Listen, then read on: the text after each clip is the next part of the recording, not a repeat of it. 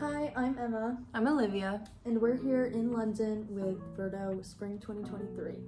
We're going to share some of our travel tips for you guys who are starting Verto in the fall or the spring and have never traveled before or by yourself. So, first tip is to research your area. I mean, you've probably already done some research, just surface level when you're figuring out where you want to go. But now that you've decided where you want to go, definitely do some deeper research of things to do in the area. You know, any sort of activities, museums, shopping, anything that you want to do, so you can just make a plan of things that you want to check off during your semester.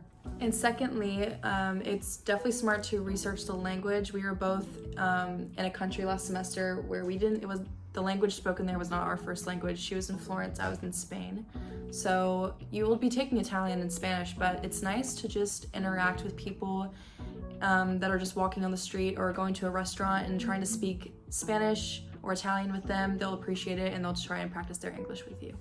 If you show you're trying to speak the local language, the natives will show a lot more appreciation and respect to you because they appreciate that you're just trying. Another good tip is to try and connect with people that were in Verto last semester, your location, just to ask them about good places for grocery shopping, ways to budget, because we're in London right now and it can be expensive. Luckily, we got a transportation card, we get an Oyster card, so everywhere we go is free, everything's covered, getting to class, and pretty much everywhere else in London. But just, asking them ways to save money, how can I make meals cheaply, things like that. So next we're going to talk about packing, because packing is such a huge part when you're studying abroad. It's detrimental. So here's just a few tips that are like necessities, like not negotiable. First tip is definitely to have packing cubes or vacuum seal bags. It saves a lot of space because you're folding and rolling your clothes and it just compresses everything so tightly. It organizes really well, so then when you open your suitcase once you get here, it's not a huge mess. And having the packing cubes really helps when you're going on a weekend trip and you need to bring a small backpack or something, but you can only fit so much in a backpack, and you try and fit as much as you can. And you can bring a backpack as your personal item, so Yes. You don't have to pay for a checked bag or carry-on when you're traveling on your own. It just helps so you don't have a lot of stuff floating around in your bags. Our second packing tip is to bring things that you know you're gonna wear. Bring your basic pieces, all your clothes that match well with each other. Don't bring anything that you're experimenting with, any clothing that maybe doesn't fit you the best, or just anything that you don't wear a lot at home. Do not bring it here because you will not wear it and it'll just sit there and take up space.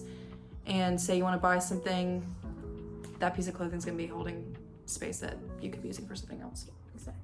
The third tip is to leave some space for home. First semester, on the way there, my bag was close to overweight, and on the way home, I was really stressing about how I was going to fit everything, because if you're like us and you do like to shop, you're probably going to do a decent amount of shopping here because there's a lot more stores, there's new stores.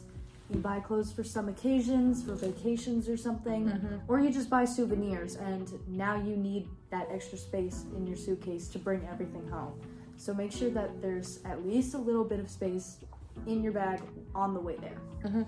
Also, make sure you're bringing the right adapters for the country you're going to, because I was in Spain last semester. We used like a 2-prong adapter, or that's pretty much all of Europe. And then when you come to the UK, it's completely different. So it's smart to, just research that, or buy an adapter that is interchangeable and you can use it anywhere, because we would travel to we went to Iceland, or I went to Morocco last semester and it was different prongs. So just buy one that you can use anywhere.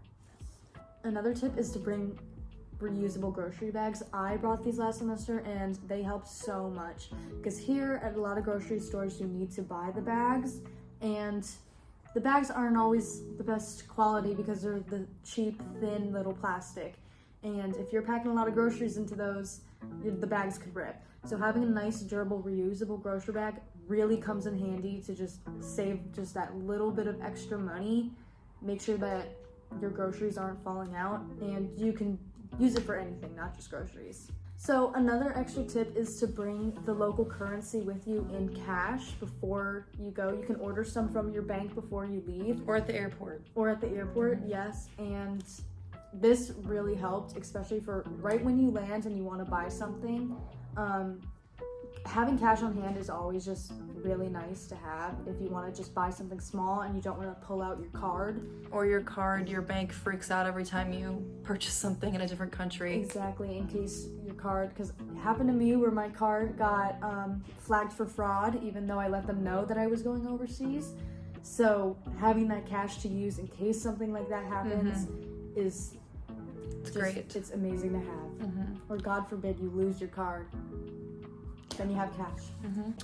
Another good thing to do before you leave is to reach out to some of the people in your campus group. Like I reached out to Emma and we realized we have the same major and we had both been somewhere last semester, so we roomed together, and it's really easy to make friends that way. Or just creating a group chat, you know, seeing if there's anyone who lives in your state or they go to neighboring schools of yours, and just making those connections so that when you arrive at the airport or you just arrive in the country, you're not completely alone. Yeah. So that was all the tips that we have right now. There's a lot more that we can say, and we'll probably do a couple other videos talking about solo trips or budgeting, grocery shopping, things like that. So keep an eye out. But yeah, those were our study abroad tips, and we hope you enjoyed this video and hope you learned something.